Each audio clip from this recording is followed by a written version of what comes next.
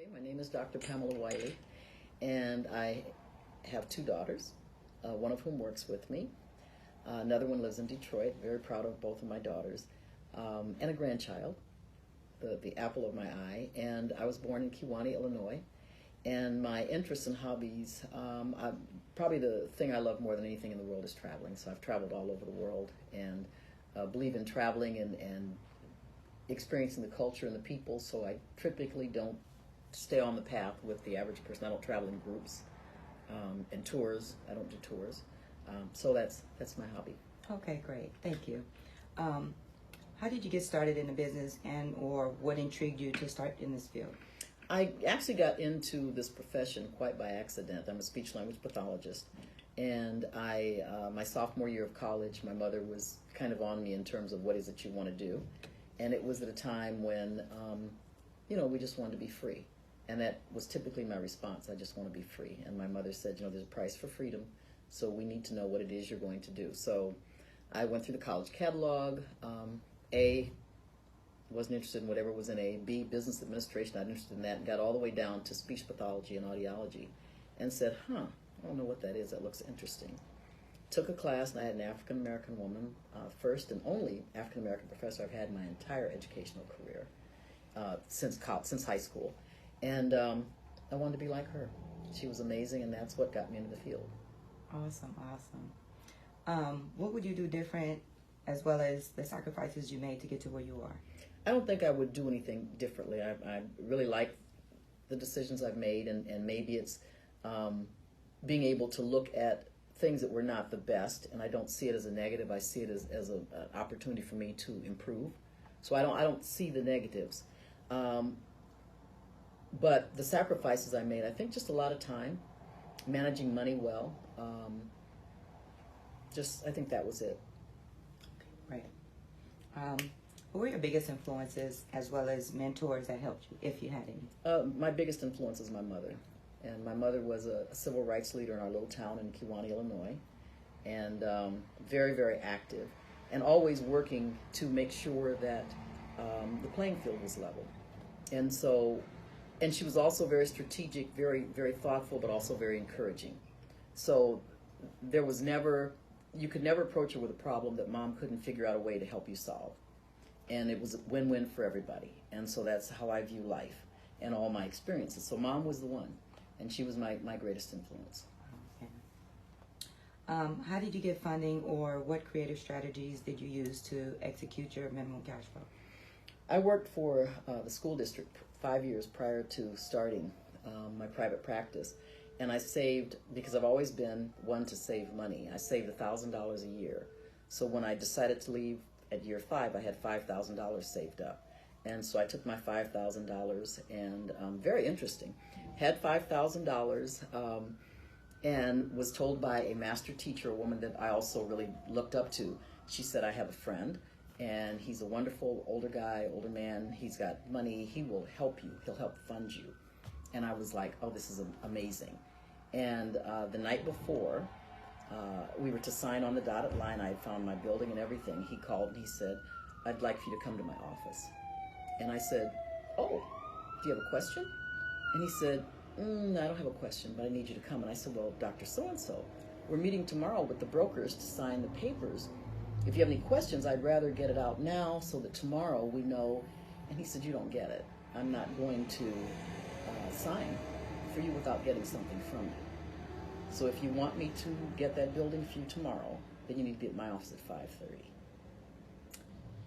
So I said, I'm not the girl. I called my mother. My mother said, you've got money that you saved when you were working, correct? And I said, yes. She said, maybe you can't get a big building, but you have $5,000, get what you can get. So I ended up I leased a very small office on Stocker in the Baldwin Hills area. And that's where I was for 10 years. What was the best piece of advice that you received, or the worst piece of advice? Probably the best advice is just, realizing that we are our brother's keeper. And so that's how I view my life, and I view my work that way. And also that we're blessed. We don't make this stuff happen. And so I always thank God for everything that I'm given, so I don't take it as if it's all about me. It's really a blessing from heaven, so I take the blessing very seriously. Awesome. What are your greatest achievements? To have a 16,500 square foot building that's mine, to have 45 staff, to be able to touch the lives of the families that I've touched, all of that is just amazing to me, and I think that it's a huge accomplishment. What do you want your legacy to be remembered as? An agency that cares. We make a difference. We do what we do for the right reasons. And so a lot of times, programs that I offer, I will do it for free because I want to know that it works. I don't want to be micromanaged, and it's okay. And so just an agency that has really cared and made a difference in our community. Absolutely. Is there any upcoming events or projects that you're working on? Well, we just had our gala, and one of the things that we're doing, we bought a 5-acre ranch 2 years ago. And so my goal for this ranch is to create a sports court. And so we're now raising funds to put in a full sports court with a walking path and sensory benches and just everything for our kids, because right now at this point, we're helping our kids get jobs. And so that work-life balance is important. And a lot of kids with special needs, especially those that have had therapy all their lives, they don't really know how to just decompress and just relax because they've been therapied. Every day is structured.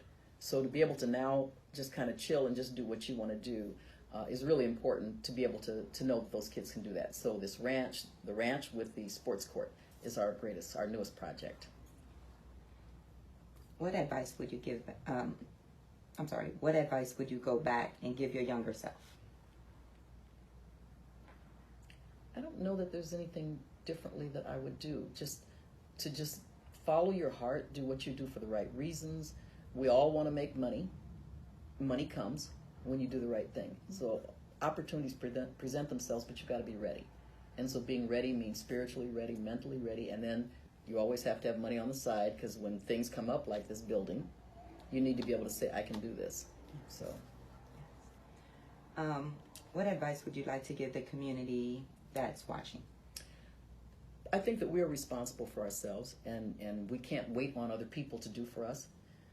So I think that we need to take the lead and assume responsibility, and be who we want to be, the best that we want to be. Sometimes we blame others, but when we get an opportunity, we become them. And so seeing us stay true to who we are, the people that we are, we're resilient people, we're loving people, we're kind people. And so we just need to be the best that we can be and make a difference for the right reasons in the community. It saddens me to see where we are, realizing how far we could be if we just work to make ourselves be better people. And you don't want to blame the victims, so it's not a blaming thing, but it's just assuming responsibility, some accountability. So I'm responsible to do my part, and there's a part for all of us to do. So if we all do our part and work together instead of against each other, I think that we would be that much farther ahead. So just telling everybody we can do this, but we just have to bring our A game and be the best that we can be, and realize that we're our brother's keeper. Thank you very much. I appreciate your time. Well, I've already gone into that. I won't go into the negative. I think that it's really important for us to be humble. And sometimes we get into the class thing. You know, I'm here and they're here, and we really can't afford to do that, because at the end of the day, we're all one. Yes. And when we're seen as one. Yes. So there's no, Pam Wiley over here, and Mary and Pam are about the same to everybody else that sees us. So we have to see ourselves differently, and the main thing is to stay humble. Right. And lift each other up. I love that. Thank you. Gala, the profound work they do in our community for children and families on the autism spectrum.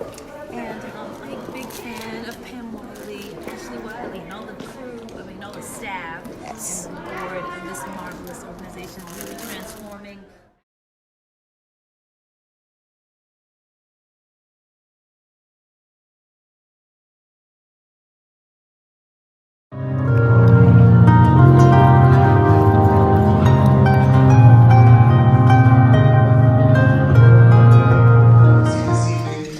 So I go way back. All right, we can clap that up. I go way back with Amazing. Woo! institution who's played a critical role in our continued success and existence. I know that I'm 40 years of endurance was launched the same year that Avis and I were married. Give Avis Ridley Thomas a big round of applause.